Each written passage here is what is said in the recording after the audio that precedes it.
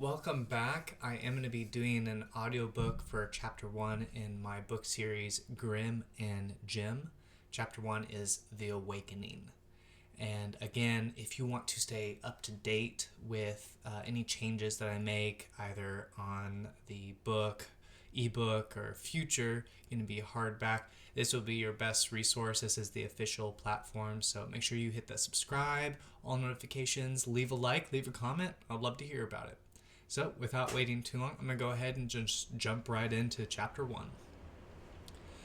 Where I come from was light. This light was life itself, which led the way for my sister and I. Or so we thought.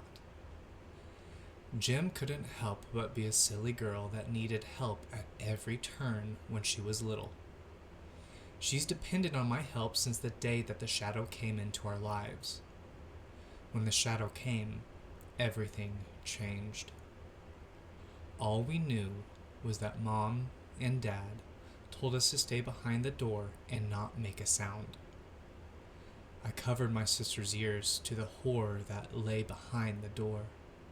All I could do was look at the flashes and flickers from the crease of the door, not able to even cry out for them. Just as fast as it came, it left, and with it our parents. Remnants of the shadow was left in the house after I left the safety of the door and infected, no, cursed us with the sickness not known to man. Not known to any of this world. A dark twist of fate, if you ask me. Our parents were alchemists researching a primordial presence on this planet. And at some point, my father successfully opened something he didn't quite understand. Or at least that's what I thought. Jim and I are a great team here in the confines of a broken down mansion. After the shadow had altered us, we were terribly dangerous with powers neither of us knew how to control. Jim stays and tends to the house and helps cook and make medicines somehow. After the terrible day that it woke something in her, she learned deep and interesting knowledge, even a sigil to protect the house on pure accident. A knowledge not taught to us by natural means, nor means meant for a mortal's mind. She hasn't said a word since that day behind the door. She's the only one I have, and to our knowledge, we are the only ones on this planet for the time being. I was cursed with means of being capable of turning into a being of death. One meant to kill and destroy.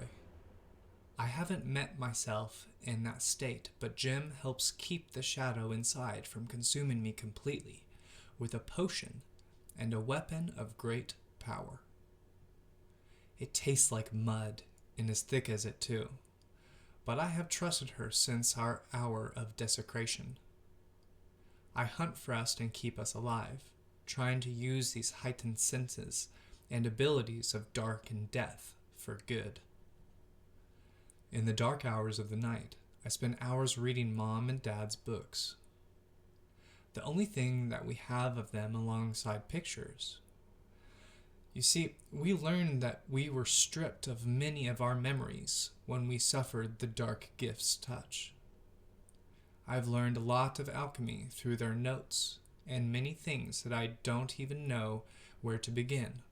But I know that the key to our survival is between the space in these books. Jem sleeps near me under a constant state of meditation on me that keeps me from losing all control. Her aura that sheds when she's in a deep sleep state is quite elegant.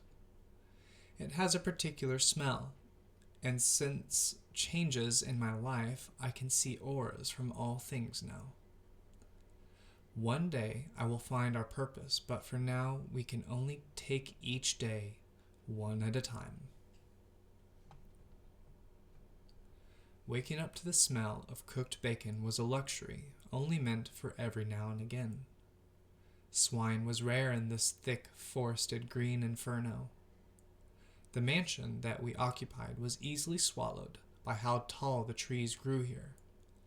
The wildlife was also an odd suspicion that even tricked me. Jem seemed to know exactly what she needed from the lush gardens that Mom and Dad grew in the terrarium, while also adding her own types of vegetation. Making my way out of the bed, I slipped into my gear that Jem had first made me from whatever alchemy we learned. The suit can only be described as a well-crafted kimono. She crafts all my weapons and clothing as needed, never even asked how she knows. Walking through my doorway into the vast halls of our house was always chilling but comforting at the same time. The smell grew more savory as I made my way to the staircase of pure black kyanite with a gold-trimmed blood maroon runner. At the base of the stairs, it opened to the large, hellish gates of doors that separated us from the world outside. The creatures always lurking and thriving in the dark corners of the brush, trees, and shadows of the night. Turning the corner was a long window-lit hall to the kitchen. The walk to the kitchen was always my favorite thing because I knew that food was soon to fill my ever-hungering stomach. Pushing the doors open to my sister, levitating lightly off the ground, never got old enough. Her eyes black as space and emanating compassionate blood-like flames was always off-putting to me until my eyes would meet her smile and her beautiful braids. She took care of herself and I. No matter how dark we had fallen, our souls refused to allow the shadow to consume us, and we turned into something different. Me, and I call it my family, while to Jem, she never really spoke that often about our condition, you see. Jem came over to the table with some bacon from a swine I had caught a week ago, with a stack of vegetables that Jem grows in the garden room. I consume large quantities of food to keep my body in shape. The monsters of beasts outside give me no mercy, but my power seems to also feed from my body's strength. After breakfast, she makes me a special potion in her cauldron that I must take until we find an alternative. Without moving, she uses her powers to get all the herbs to make the elixir that prevents me from releasing something terrible inside of myself. Something that I guess I can't control yet. The last ingredient flew in from a cabinet close behind me that glowed like pure star water. It lit the room and even cringed the massive heaps of creatures outside for miles if caught in the bright glow. One drop went into the mixture that followed a violent reaction, but controlled by my sister.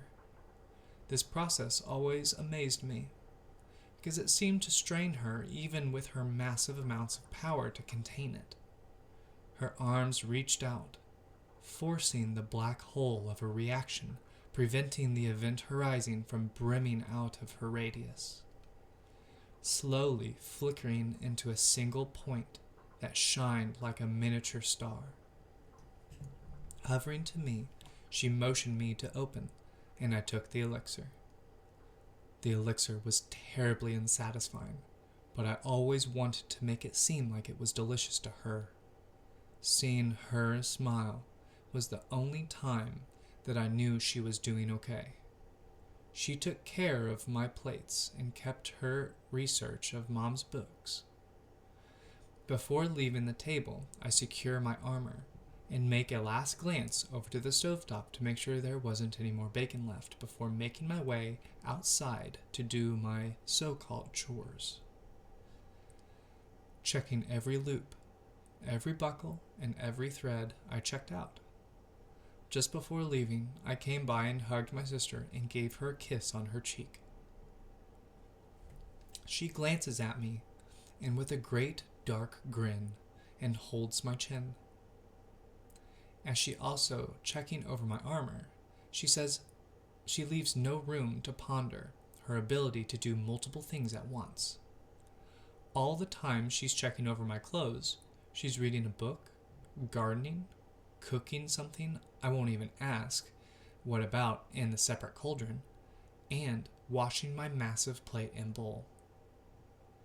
She gives me one more look and moves her hand and retrieves my sword for me. The sword that she crafted was a great 135 centimeter long katana that oozed the same auric fields that I give off when I'm exploring the hellish forest of the home we live in. The sword itself was a curious item. Jim has to keep it in a suspended fashion when not in use, because of the mass 100,000 times greater than the suns that this planet revolves around. Grabbing it, I immediately feel the deepest part of me thirsty for power. Closing my eyes and taking a breath, I open to my sister, showing me a way to the dark depths of the front hallway. Each step closer to the front door was always sickening. The dark beasts on this planet were terrible and vicious, yet never stopped to rest, but always had time to consume no matter the hour of day. I make my way to the door, and as I lifted my arms to the door and made contact, I activate the darkness within. The air around me quickly intensifies and heats as I prepare to go forward past the massive doors. The door opening, I raise my head and chant a protective spell that emanates sharp blades of darkness, and with one great push, I push the orbital of barrier forward, turning the fiending monsters in front of me into red dust. A warm rain of blood and organs fall as I feel the blades of the spell dissipating and fading away. As the door behind me shuts and locks, I get into a move that I made, ready to draw my sword. With a combination with the dark powers flowing within, and a combination of charging with massive amounts of energy inside of me, I grab the hilt of my sword, and with a great burst, I flash forward into the brush of the forest to make a perimeter to first take care of lingering beasts from the morning break. The beasts of this world like to linger past the opening of the where our mansion lays to attempt to prey their next meal. Before they can defend themselves, they are slain, sometimes still standing, watching me flee as they slide into pieces. They are mean, tenacious beings that never sleep and only eat with dark black eyes and giant teeth that don't seem to belong on their bodies. They stand tall, with huge muscles on their hind legs and massive forearms that are meant for tearing their prey to pieces. The weather today was perfectly damp and misting.